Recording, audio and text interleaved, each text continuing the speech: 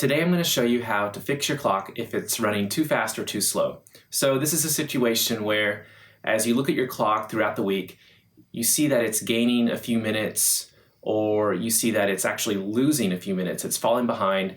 Today I'm going to show you how to fix that. It's super easy. Whether you have a wall clock, mantle clock, a grandfather clock, or cuckoo clock, if it has a pendulum, the procedure is the same. If your clock is running too slow, losing minutes during the week, then the pendulum bob needs to be raised.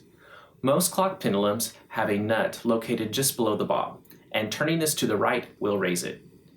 It's important to only turn it one full turn, one 360-degree spin at a time, because you don't want to overcompensate and then your clock would be running too fast.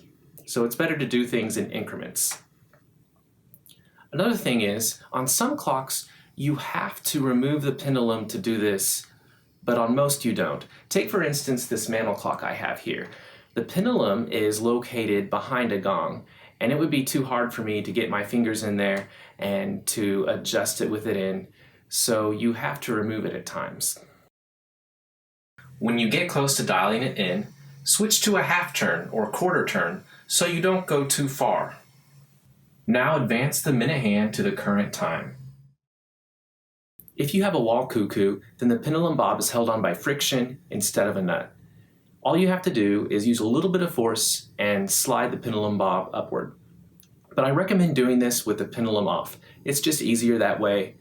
And I'd mark the last position your pendulum bob was in on the back side with a pencil, just in case you move it too far. It's easy to do so with these if you're not used to them. If your clock is running too fast, gaining minutes throughout the week, then the procedure is the opposite. You'll want to lower the pendulum bob by turning the nut to the left, or if it's a wall cuckoo, sliding the pendulum bob downward. Now that you've adjusted your clock, let it run for 24 hours and check it again. Doing this in small increments keeps you from overcompensating and going too far one way or the other. I hope you liked this video. This is a super easy fix that you can do for any of your pendulum clocks. And if you like this video, please hit the like button and subscribe to my channel for more videos about clocks. Thank you for watching.